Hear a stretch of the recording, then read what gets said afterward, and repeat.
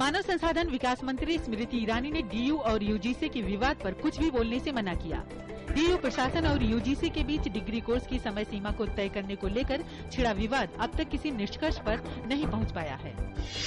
विदेश मंत्री सुषमा स्वराज ने कहा है कि अब भी देश में आम लोगों को पासपोर्ट उपलब्ध कराने की सेवा संतोषजनक नहीं है। उन्होंने कहा कि नई सरकार से लोगों को बहुत उम्मीद है। ऐसे में पासपोर्ट सेवा विभाग का ये लक्ष्य होना चाहिए कि वो इस मामले में लोगों की उम्मीदों पर खरा उतरे। प्रधानमंत्री नरेंद्र मोदी ने ग्रेट हिमालयन नेशनल पार्क को यूनेस्को के विश्व धरोहर में शामिल किए जाने पर बधाई दी। सोशल साइट से ट्विटर पर दिए अपने संदेश में प्रधानमंत्री ने लोगों से वहां की यात्रा की योजना बनाने की अपील की है। बैंकों और वित्तीय संस्थानों को काले धन की जांच कर रहे विशेष जांच दल को मांगे जाने पर सभी सूचनाएं और दस्तावेज उपलब्ध कराने होंगे। रिजर्व बैंक ने बैंकों एवं वित्तीय संस्थाओं के प्रमुखों के नाम जारी परिपत्र में ये बात कही। सार्वजनिक सेवाओं के बारे में लोगों को जानकारी देने वाली मोबाइल सेवा को संयुक्त राष्ट्र में सम्मानित किया गया।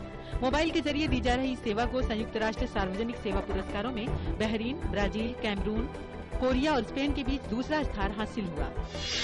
महाराष्ट्र से एनडीए के 10 सांसदों ने आज रेल मंत्री सदानंद गौड़ा से मुलाकात की। रेल मंत्री से मिलकर उन्होंने हाल ही में किराए में हुए वृद्धि के मसले पर बात की। शुरुआती कारोबार के दौरान शेयर बाजार में देखी गई तेजी। सेंसेक्स 155 अंक की तेजी के साथ 25,186 अंक पर खुला।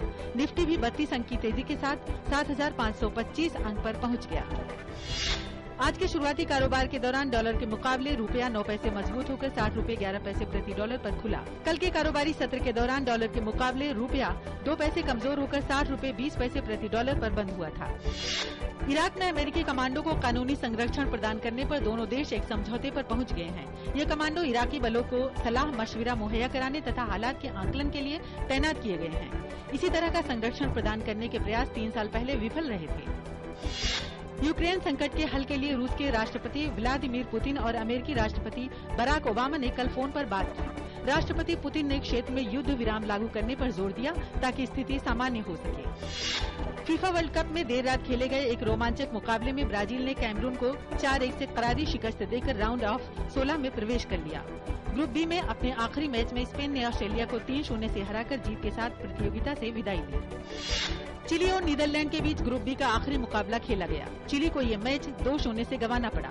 एक अन्य मैच में मैक्सिको ने क्रोएशिया को 3-1 से हराकर अगले दौर में प्रवेश किया।